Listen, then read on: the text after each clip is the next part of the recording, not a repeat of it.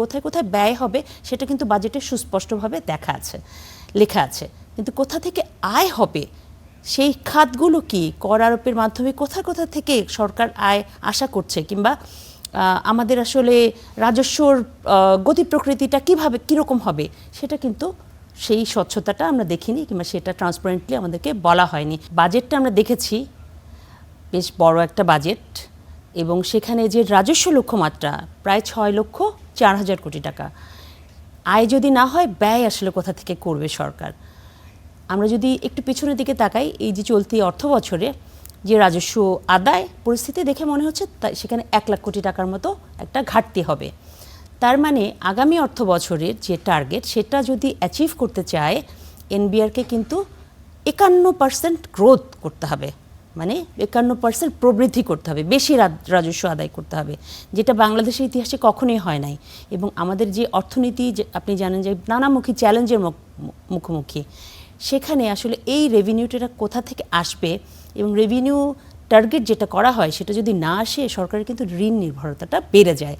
তো এখানে আসলে খুবই দুশ্চিন্তার বিষয়। এবং আপনি বাজেটের দিকে যদি তাকান, দেখবেন প্রচুর কর ছাড় দিয়েছে কিন্তু এবার বাজেটে লোকাল ইন্ডাস্ট্রি এবং ইনভেস্টমেন্টকে এনকারেজ করার জন্য। এটা অবশ্যই খুব ভালো একটা বিষয় যে ইনভেস্টমেন্ট না হলে আমাদের এমপ্লয়মেন্ট কোথা থেকে আসবে, কিংবা ইকোনমি কিভাবে ঘুরে দাঁড়াবে।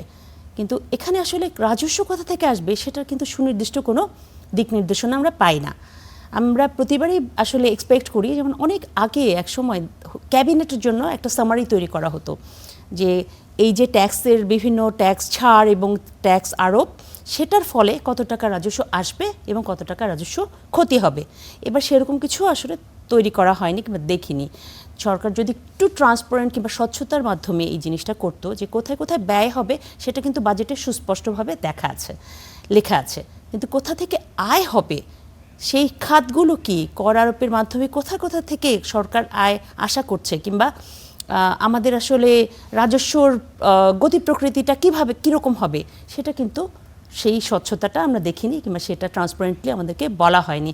বলা হয়েছে ইনকাম ট্যাক্স থেকে এত, কাস্টমস থেকে এত, ভ্যাট থেকে এত, কিন্তু সেখানে যে করের যে নীতি পরিবর্তন কিংবা ট্যাক্স মেজার এবং অন্যান্য খাতে কর আরোপ, সেখান থেকে আসলে কোথা থেকে কত আসবে। টোব্যাকো সেক্টরে ট্যাক্স আরোপ করা হচ্ছে, টোব্যাকো সেক্টরের থেকে সরকার কত আশা করছে যে আগামী অর্থ বছরে কত টাকা রেভিনিউ আসবে, কিংবা লোকাল ইন্ডাস্ট্রিকে প্রচুর ছাড় দিয়েছে, সে ছাড়ের ফলে আসলে সরকারের কত টাকা লোকাল ইন্ডাস্ট্রিকে এই ছাড়ের প্রণোদনা হিসেবে সরকার দিচ্ছে কর ছাড়ের, কারণ এই করটা তো আসতো নিশ্চয়ই যদি ছাড় না দিতেন।